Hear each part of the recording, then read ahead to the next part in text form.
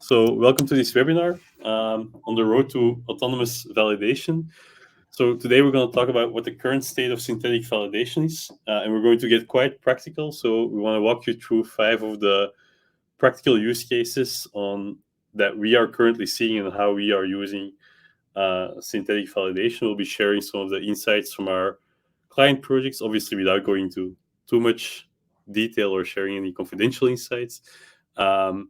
And at the end, we'll halfway through, we'll give a brief pause. We'll have some room for questions and hopefully a lively discussion. And towards the end, we'll share our overall conclusion and then also open up the floor for any questions. Before we dive into an introduction towards synthetic validation, just as a very brief introduction so you know who you are talking to, I'm Nick, one of the partners and CEO at Board of Innovation. And I'm joined today by Leonard, who's one of our senior business designers and who's leading our internal AI efforts. And Board of Innovation is a global innovation firm. We work with the world's sort of most ambitious businesses to imagine new products, services, and businesses and create them today. And over the last 11 months now, we've been diving really deep into the world of generative AI and specifically what it means for innovation use cases and where we see that evolving. And that's actually where I would like to start today. I want to start by sort of setting the stage and giving you a point of view in terms of where synthetic validation, so specifically the testing of new products, services, and businesses, and gaining insights based on generative AI, where that's currently at and where we believe it's going. So let's start, as always, with a bit of a definition. So to us, synthetic validation is an experimental approach to test new products or services against typically consumer data. It can also be expert data that is generated by AI. And I think it's important to note that this isn't something that's completely new. This isn't something that's brought to the forefront by, well, it's brought to the forefront by generative AI, but it has been happening before ChatGPT was launched. But I think what we are seeing is that it's increasingly being used, and that because of generative AI, there's just a lot more use cases that are becoming available to us all. And I think we can already see it playing a role. So I just want to share 3 examples that I recently came across.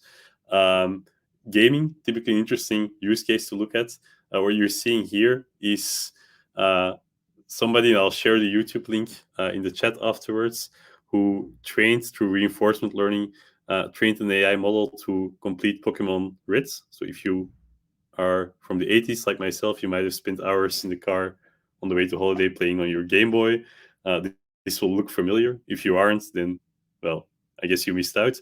But basically, can you leverage AI to learn how to play a game? And is that actually something that you can then use to debug games in general or to improve gameplay? And I think there's a whole range of these simulated environments that you can build to also start testing what human behavior, or simulate rather what human behavior could look like in the real world.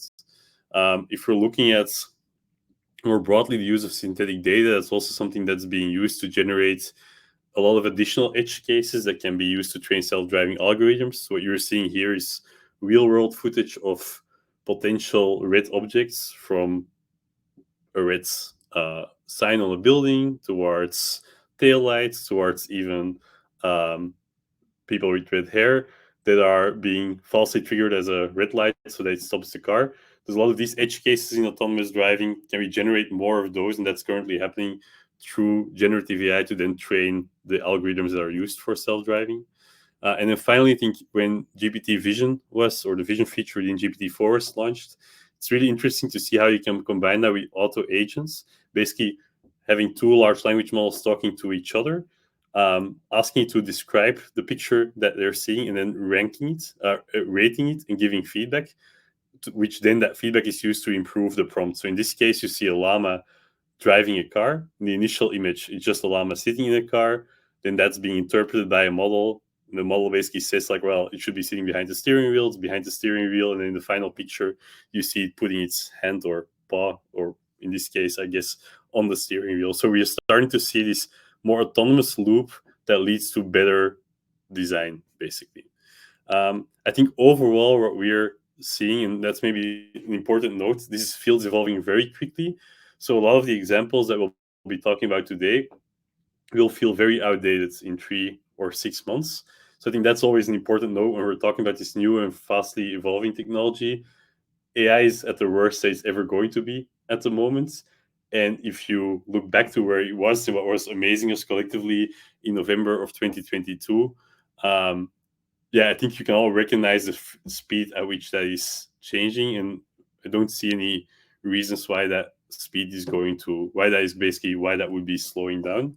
So ultimately, what we see or what we think is happening is that innovation is on a clear roadmap towards higher levels of autonomy. And just to make um, to draw the analogy to self-driving cars, we also have different levels of autonomy. I think the current state is probably that where we come from is more of a human-led or human-only innovation process. And what we are seeing our clients do and what we see other agencies doing is starting to use AI-driven tools like GPT and a lot of specialized tools to assist or to power some of the process. And we'll be sharing one or two of those examples later on in the webinar. And that is basically just generating efficiencies across the innovation process. I think where it gets interesting is if we actually start to look at more autonomous models and where we start to think about how can you actually reimagine the entire innovation process. So by ways of example, where instead of using GPT to run interviews and generate interviews to gain insights, would you actually need insights in a world where you can generate infinite ideas and validate those ideas or solutions against synthetic consumers and basically prioritize down from there?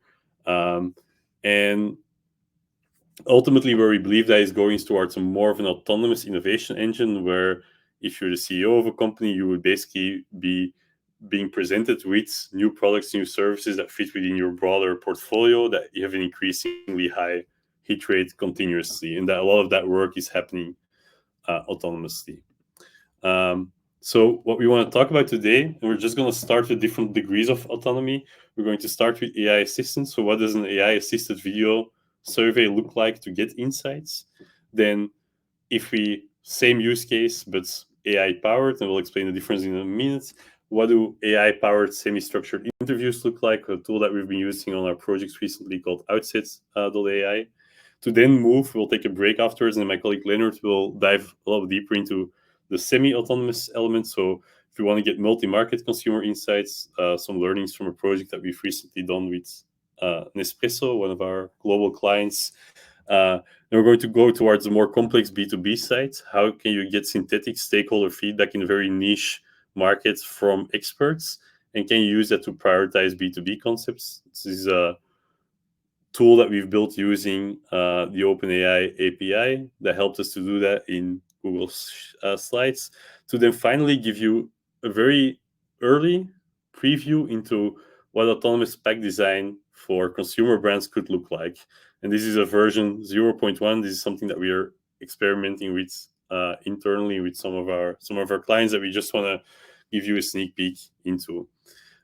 So with that, I'm going to dive in. I'm going to start with the first two cases that are probably more the current states, moving beyond the human-only part of validation and starting to leverage some of more tech tools and AI-powered tools. So first one, AI-powered semi-structured interviews. This was a project that we did at the time for Levi's. And in general, we wanted to just get a quick understanding of what our users' contexts look like across different markets. So a typical approach would be, well, get a survey done or go talk to a lot of people and run user interviews. But limited time, limited budget, we want to look for a more, I think, innovative or scrappy approach in a way. So turning towards bringing different tools together. So in terms of preparation, you can easily give that research context to a large language model, generate discussion guides or interview guides, so you're taking away some of the manual or physical work that typical consultants or somebody in your team would be doing. Then we record those questions into Video Ask, which is basically a tool to do video surveys so that we can actually get real consumer insights, qualitative. We can see their context, but we don't need to go through the effort of interviewing dozens of people. Then we run the interviews, and I think that's the nice part. You can basically just sit back and wait while your responses come in, and the only driver to increase your scale is recruitment costs. And another part I think is getting interesting now with generative AI is there's a whole range of tools out there. I think for this one we use Rusk.ai that then allow you to scale that towards different languages. So this is Kevin,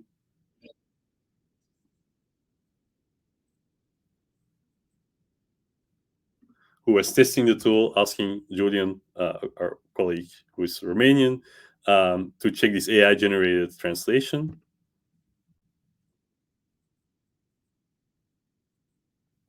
Now, I have no idea. I don't speak Romanian, but apparently the translation was quite good. This is again 3 months old. In the meantime, we have features like lip sync.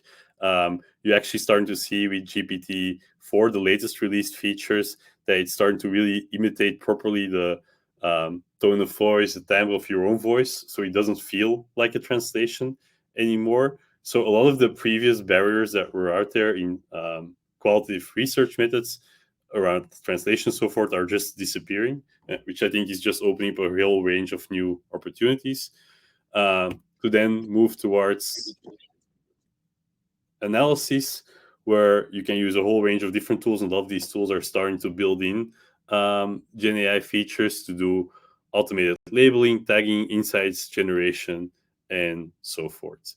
So this is really, I think, sort of like the ground level of validation, using and combining different tools to, yeah, basically be able to prioritize your time so that you can actually get to deeper insights. Another example, which I want to call AI powered, and the difference here being that while the previous was AI assistant, meaning it's taking over parts of humans that are doing the work. Here we are actually replacing the human elements of one side of the conversation. So context, we are currently working for one of the top 3 food and beverage companies and want to explore new premium products and activation methods. And we want to get some quick consumer insights to develop new food concepts. And we want to do that at scale across one market. And what we ended up doing was running an AI-powered survey. I'll go into detail in a minute, with over 220 people. And it was the nice thing about this, like basically launch it on a Friday, come back to work on Monday, and you have some initial insights that are waiting for you. Doing this a traditional way would take 2 weeks, because like a lot of recruitment costs, a lot of probably doing like physical analysis and so forth. So what we ended up doing, we're using this tool called outset.ai, which basically allows you to design or train an interviewer. So this is basically a chatbot that is going to talk to consumers, but that doesn't follow a script, but it has the ability to go off script depending on the settings that you give it, and also the ultimate the learning objectives that you're trying to get out of the interview, but also the respondents of each individual interviewee. So build a discussion guide, then run the interviews. So here you see some screenshots from the interviewer, which is a chatbot, asking questions, and then the questions basically referring back to what the interviewee, which in this case is called you, is sharing. So to blur some of the elements, but this is basically happening at scale, but it's happening with real consumers or real humans on the other side that are being recruited through the platform. So got 220 of those done in 2 days, and then this is what you wake up to on a Monday morning. So basically an automatic synthesis, which then has quotes that you can click through to the transcripts to understand more detail, also happening in multiple languages, which is interesting. So this was happening in English but also in Dutch, for example, and we get some responses to the specific questions that we're asking here, and an early analysis. Is this good enough to be driving things? No. Is this a great starting point and a good way to start your week? Yes. So it's something that we are increasingly using across across the work that we are doing. Now, with that, before I hand things over to Leonard, and I'll stop sharing my screen in a minute, I was wondering, are there any questions before on the sort of like AI assistants or AI powered move before we move on to the more autonomous side of things? And I'm just going to, you can either just drop them in the Q&A. And you couldn't hear my computer audio apparently, so that's a shame. I'll fix that for next time around. well, in summary, you could hear my colleague speaking English and then Romanian. Mm-hmm. Any I shared the link questions? of Rask.ai in the chat as well, so they have some videos on their website as well. Cool, thanks. Any questions from the audience before I hand things over?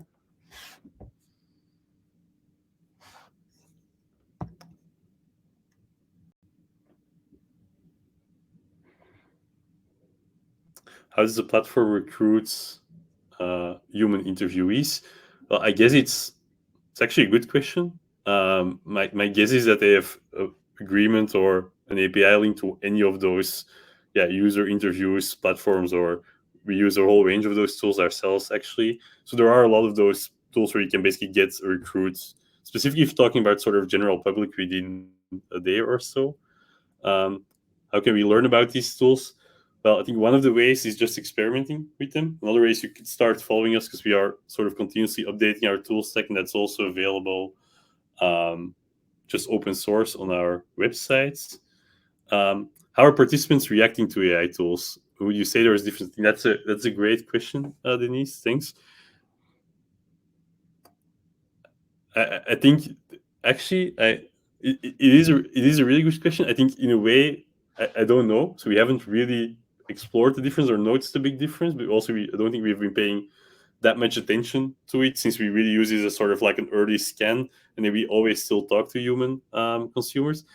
I think the main point here is that over time people will not know that they're talking to an AI unless they're being told. So I was at a summit a couple of weeks ago where they were presenting a new AI built avatar of Lionel Messi that now is being used to actually record all of his commercials, and you couldn't say the difference. So I think that's ultimately where we are going. And final question, then I'll move on. We'll be discussing the bias at the end of the presentation, so we'll get there, and we'll be dropping in a list of the tools as well in the chat throughout any of the tools that we're using. So I'll get those links to you in a second. And then, Leonard, do you want to start sharing your screen and take us through the next three tools? Sure. Okay, so as Nick already mentioned, we did a multi-market exploration. The project at hand was with Nespresso. We're their agency of record globally, and one of those projects that we run with them was sense checking new coffee machine features especially in foreign markets. So context is that whenever they launch new machines, of course you do need some synergy. You do want to sense check that a feature that you launch in market A, you can also launch in market B. And in order to really do that at scale, we actually use the platform called syntheticusers.com, which is our go-to for such exploration. What we did specifically is we prompted for more diverse audiences from foreign countries. So how does it work actually? So here you see, for example, a list of audiences that we described. The ideas are fictional and the audiences are as well. But just for demo purposes, we described the same audience basically across the globe in the US, Korea, Germany, but can be any country. And then we also made a summary of their pains, their gains, and their jobs to be done, their goals. And this can also be like, of course, validated with real users or with LLMs. But so this context we already had, we prompted it, and then we gave our solution, which is here, as I said, a fictional example, a machine that can help you to create milk foam in your coffee at home. So how would a person in Germany react to the same idea compared to a person in or the same demographic in Korea? And then we use this really to sense check. One of the cool features of this platform specifically is that you can also chat with individual users, and it also makes summaries. So basically, we wouldn't be launching a feature that didn't make sense for a specific country, and we would also not do something without doing that extra sense check. So would also double check, does it actually make sense for them? Moving up in the ladder of autonomy, let's say, we also did synthetic stakeholder feedback and concept prioritization. It's something we hear often from B2B companies, like, is this also relevant for us? And I would say definitely. We worked with a leading global company in construction to try to prioritize new ideas with regards to building up their revenue stream. What we did here specifically is, and I'm going to go through it step by step. We basically hacked a way together in Google Sheets. We installed the GPT plugin, which is an easy thing to do. You just need like a GPT API key. And then we described our ideas. Here blurred out. And those ideas needed to be validated with the complex ecosystem consisting of course, architects, but also engineers, designers, constructors, and so on and so on. I think we had over 10 stakeholders here. And eventually we mapped them out and we made them score or different ideas. We also asked, there's no two identical architects, let's say.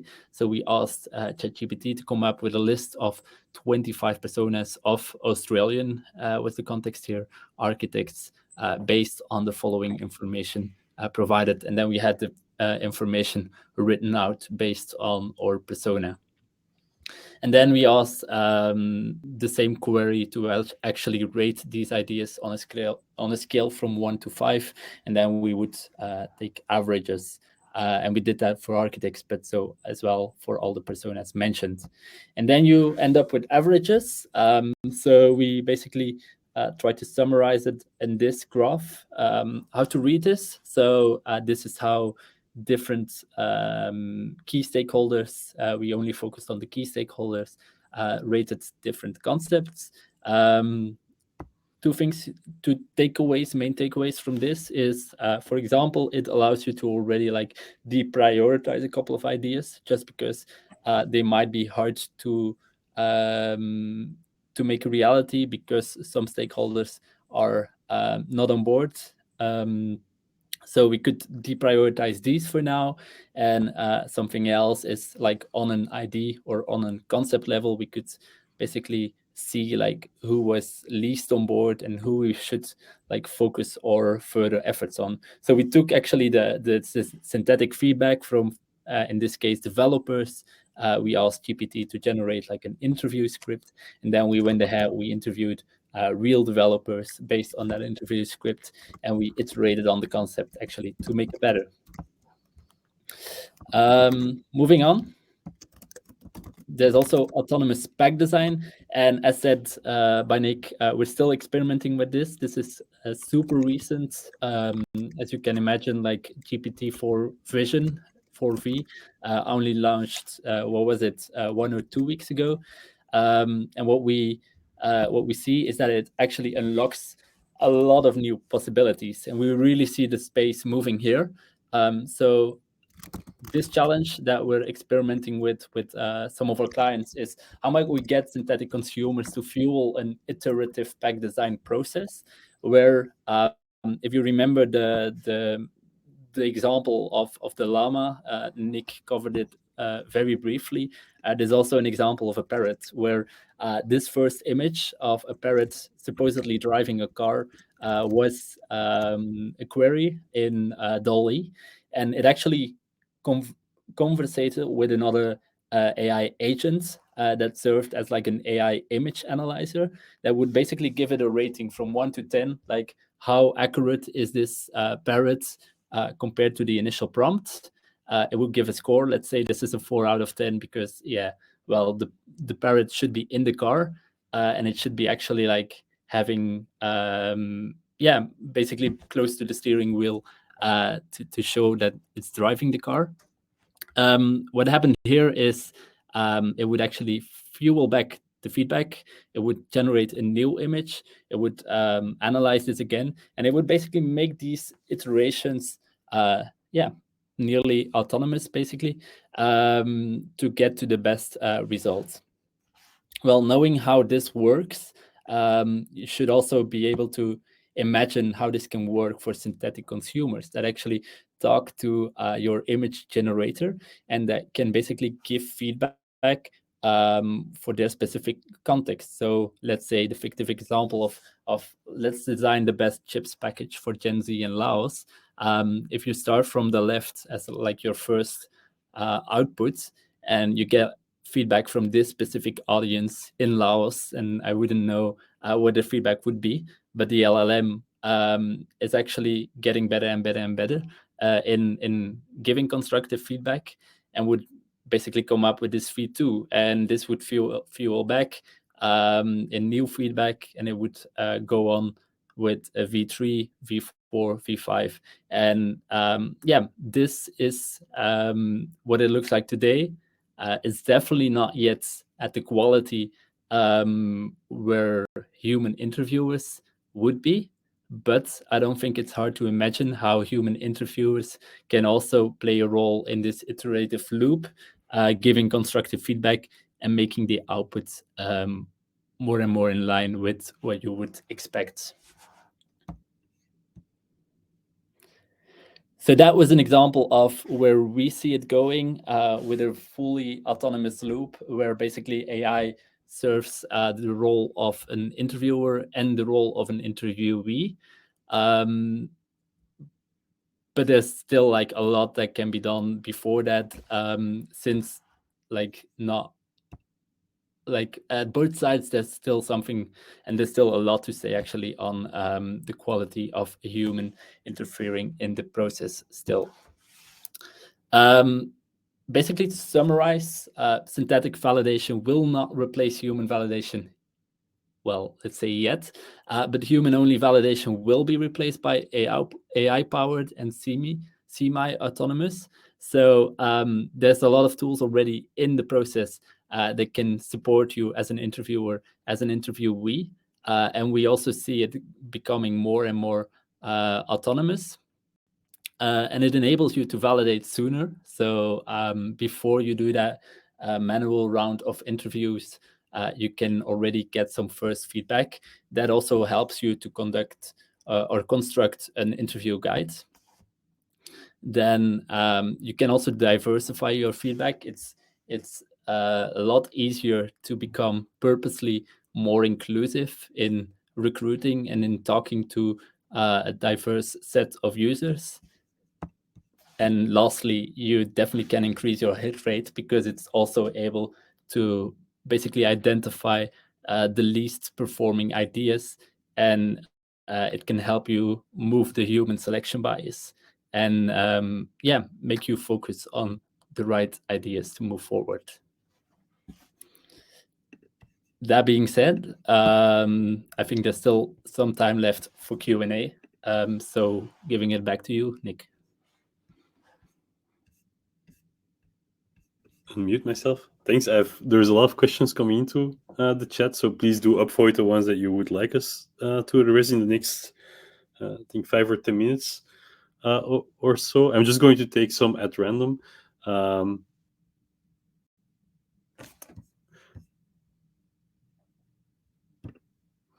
From Sandro, you made a lot of examples where you wanted feedback for user groups in areas you have no knowledge of. Example, Leos. Do you think in areas where you're familiar humans are still as good or better? I think it's a good question. I think it comes back in a couple of the other questions that I saw in the chat, which is basically like how do we know the models are actually providing valid insights or validation versus they're just hallucinating or making things up, which is in essence the core of a large language model, is predicting what the next word in a sentence is going to be. We actually do always make sure that people in our team have an understanding of what the local context could look like. So that might mean that we actually understand the construction ecosystem, or our clients does, and that we then validate across the different phases of the process. Is the feedback that we're getting, does that make sense? Do the personas make sense, and so forth? In some of our bigger projects, we're actually being more rigorous about that, and we are doing sort of A/B testing for every separate experiment, where we do things the quote-unquote traditional way, and we're using a more synthetic way, and then we sort of measure correlation, for example. And in that way, I think you gain a measure of certainty or a measure of validity for a specific use case or for a specific concepts. I do think even in those cases where it might not be right, it's still a good starting point to then explore further and validate more in the traditional or in the human ways. So I think that's a bit where the art comes in, or where we also see things evolving very, very rapidly. But I don't think we're at a place yet, unless we're talking about very incremental innovation for a very general purpose audience on, for example, some food concepts and so forth, where we can really say it's going to be autonomous. That being said, a year ago we couldn't imagine the idea of autonomous innovation at all. So I do think that those things are expanding quite rapidly, and there's some just technological progress needed in terms of being able to measure the validity of a response. Um, Yeah, then scanning maybe through. one on my side, and I think I'm summarizing a couple of questions with that, but I'm reading between the lines. What makes you so sure that you can trust the results of testing with synthetic users? Well, good question. We did, especially in the early phases, but still we're running a lot in parallel. And yeah, what we presented today, we're actually sure it can get to better results. I have to say, for example, the Nespresso case, it's still evolving. Some sensitivities locally are not there yet. So always be cautious. Always try to A/B test when you're using this. I don't think you have to go all the way on both ends. Just try to run it as much in parallel and explore the boundaries. But so what we presented, everything has been A/B tested, and we actually see promising results. Only promise to become better, of course, in comparing both real insight or real user insights and synthetic insights. And then I think Ishmael has a question around the B2B case. How did we describe the personas? One, and then second, did we repeat the prioritization, and were the results consistent? So in terms of repeating, in general, we do try to run things a couple of times, because, as you know, answers might different, and sort of see, like, do we see a trend line in terms of what the variations look like. In terms of personas, I think that's actually an interesting use case. It's not a matter of describing them as such. It's just a matter of, like, how many do you ask the models to generate, and that you then use to score against different concepts. In this case, we use 25 personas, which is something that you would never do in a real life setting. And I think the interesting thing here is that we, against 6 different so against developers, architects, and so forth, we did a virtual survey, if you will, or a synthetic survey of over 150 synthetic against data points. And then the only use case for that is just to do quick deprioritization of some concepts, and to prioritize some others. And then within a prioritized concept, understand who is going to be the most critical, who do we assume based on this model that is going to be the most critical, and then have conversations with those real people first. So it's, in a way, think about it as an additional in-between step that actually, once you've set up a tool like that, shouldn't take you more than a couple of hours. That gives much more of a direction in terms of the future validation that needs to happen. And that then, by doing that future validation, you can start to understand, is this actually valid feedback? So that's sort of the learning loop that you start to build in, specific to your context, your industry, your geographical focus, etc.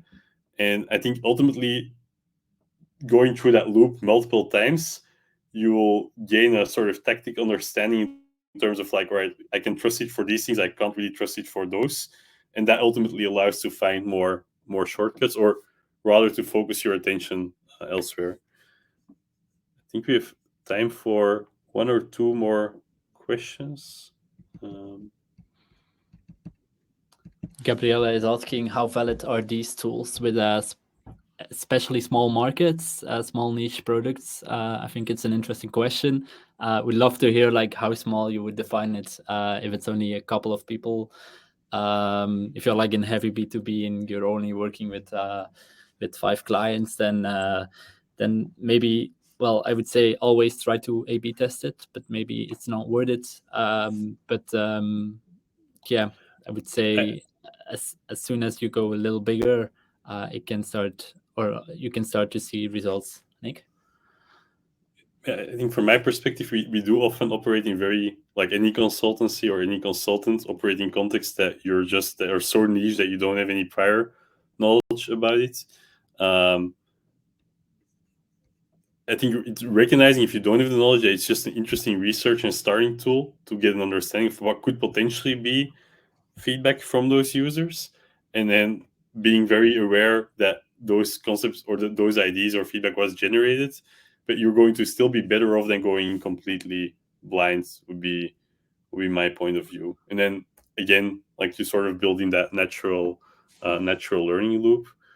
I think we had some questions around very practically how the Excel sheet or tool was made. Yeah, it's just a matter of having the plugin. So that basically means that you can link specific cells to each other using basic formulas, and then linking it to the API of OpenAI and generating parts of the answer. So that, yeah, it's a bit of a hacked together solution, but that was built specifically for that use case. And then maybe finally, let's look at upvoted questions. Yeah, there's one from Tristan, who is asking, a human is good at uncovering unknowns and knowns, but how does an AI do that? I would say the unknowns and knowns, most often they fuel into like ideation, and getting to like new ideas for unknown problems. If you and like large language models are really good at like coming up with a lot of like going wild on quantity ideas, and then some of them will be quality. And then I guess the role of unknowns and knowns will, because you don't really need them for ID generation that much, will come more in the validation. So there, it's less of an unknown story, if you get what I mean. So yeah, since LLMs will take over part of the ideation, they become less, or it's just a means to an end that might become less relevant.